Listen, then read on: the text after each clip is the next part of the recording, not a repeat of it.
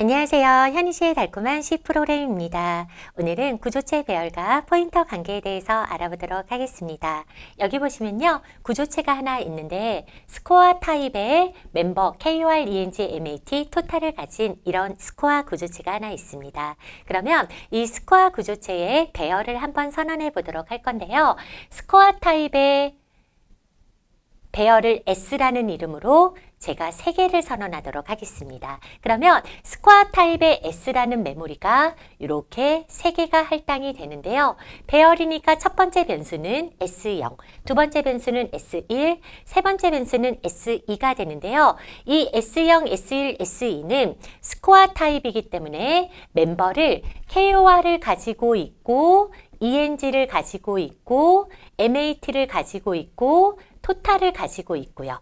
마찬가지로 S1도 KOR 가지고 있고 ENG 가지고 있고 MAT 가지고 있고 토탈 가지고 있고요. 그쵸? 그리고 마찬가지로 S2도 KOR, ENG, MAT, 토탈을 이렇게 가지고 있게 되는 거죠. 즉, 스코어 타입의 변수를 3개를 선언을 했습니다. 자, 이 상태에서 얘네들의 멤버를 초기화를 주고 싶으면 제가 저번 시간에 중괄호를 이용해서 초기화를 주실 수가 있다라고 했는데요.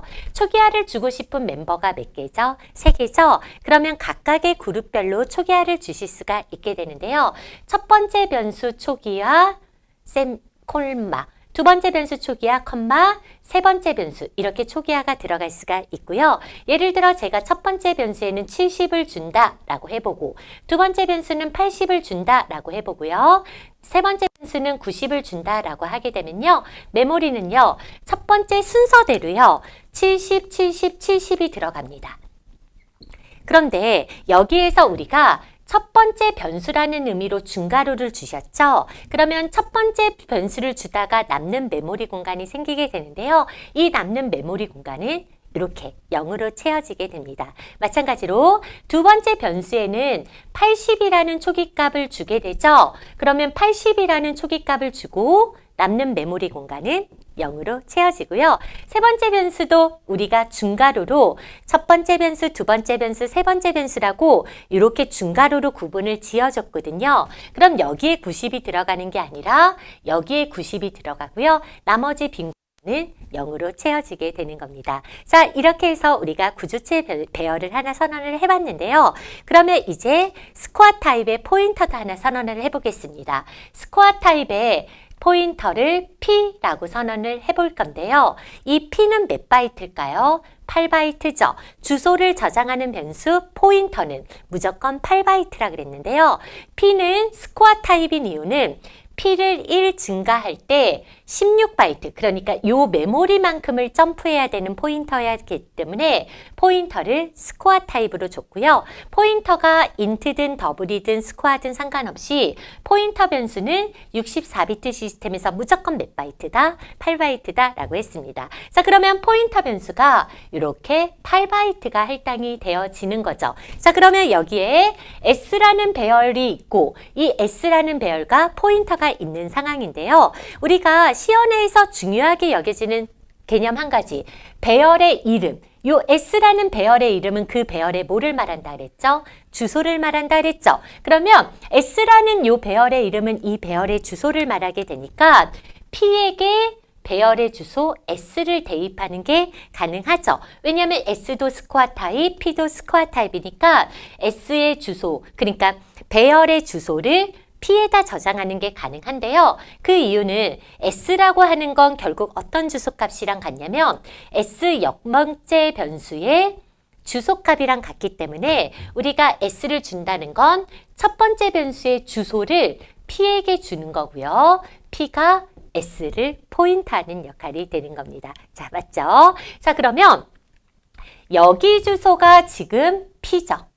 여기 주소는 뭐죠? P 플러스 1입니다. 왜냐면 1 증가할 때 16바이트씩 증가하려고 우리가 이 포인터를 스코어 타입의 포인터로 선언을 한 거거든요. 그래서 여기 주소가 P면 한 번 점프하면 여기가 P 플러스 1이고 두 번 점프하면 여기가 P 플러스 2예요. 그러면 0은 쓰나 안 쓰나 똑같으니까 0을 줘서 이렇게 통일을 시켜보면요. P 플러스 0은 주소값인데요.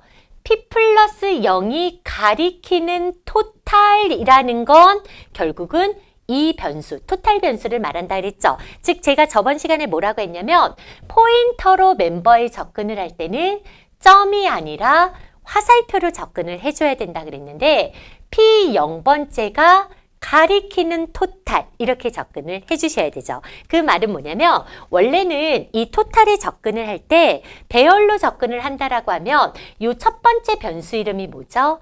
S 0번째 점 토탈은 어떻게 구하면 돼요? S 0번째 점 KOR에 S 0번째 점 ENG에 S 0번째 점 MAT를 더한다. 이렇게 하게 되면 사실은 여기에 토탈이 구해질 수가 37에 212 이렇게 구해질 수가 있게 되는 거거든요. 그런데 제가 구조체 변수가 아니라 포인터로 멤버에 접근을 하고 싶다면 이 포인터로 멤버에 접근을 할 때는 포인터가 가리키는 이렇게 접근을 해줘야 된다 그랬죠. 즉 변수는 점으로 접근하고 포인터는 화살표로 접근을 해야 멤버에 접근을 할 수 있다 그랬고요. 그럼 P 0번째가 가리키는 토탈은 P 0번째가 가리키는 KOR에다가 P 0번째가 가리키는 ENG에다가 P 0번째가 가리키는 MAT를 이렇게 더해서 구해줄 수가 있다라는 거죠. 그쵸? 그래서 우리가 요렇게 포인터로 접근할 때는 화살표, 변수로 접근할 때는 점으로 이렇게 접근을 해주셔야 된다 그랬는데 그러면 이 P 플러스 0은 첫 번째 변수의 주소고 P 플러스 1은 두 번째 변수의 주소고 P 플러스 2는 세 번째 변수의 주소예요. 그러면 주소 역참조할 때 인덱스 쓸 수 있죠. 주소 역참조할 때 인덱스 쓸 수 있고 주소 역참조할 때 인덱스 쓸 수 있거든요. 그 말은 P 플러스 0은 주소지만 주소 역참조하면 이건 뭐가 되죠? 변수가 되죠. 그럼 이때는 뭐가 돼요? 점입니다. 무슨 말이냐면 이게 P가 포인터에서 그냥 무조건 화살표라고 생각하시는 분이 있는데 포인터지만 포인터 역참조하는 순간 변수가 되죠. 포인터지만 포인터 역참조하는 순간 변수가 되면 P 인덱스를 붙여 역참조를 하게 되면 P 0번째의 토탈은 P 0번째 점 KOR 더하기 P 0번째 점 ENG 더하기 P 0번째 점 MAT로 이렇게 구해낼 수가 있게 되고요. 결국은 이렇게 세 가지 표현이 정확히 같은 결과를 얻어낼 수가 있게 됩니다. 자, 그래서 오늘은 제가 뭐를 봤냐면요. 우리가 구조체 배열을 선언을 하게 되면 배열의 이름은 포인터니까 그 구조체 배열의 주소를 포인터에 이렇게 구조체 배열의 주소를 포인터에 저장할 수가 있게 됩니다. 그러면 구조체 배열의 주소를 포인터를 주게 되면 결국은 포인터가 구조체 배열의 주소를 갖게 되면요. 포인터를 1씩 증가하면서 다음 변수를 가리킬 수 있게 되고 그 다음 변수를 가리키는 것에 역참조를 하게 되면요. 이때는 변수가 되니까 화살표가 아니라 점이 되어지는 겁니다. 자, 이렇게 해서요. 우리가 구조체를 첫 시간에는 구조체가 뭔지에 대해서 알아봤고 두 번째는 구조체와 포인터에 대해서 알아봤고요. 오늘은 구조체 배열과 포인터의 관계에 대해서 알아봤습니다.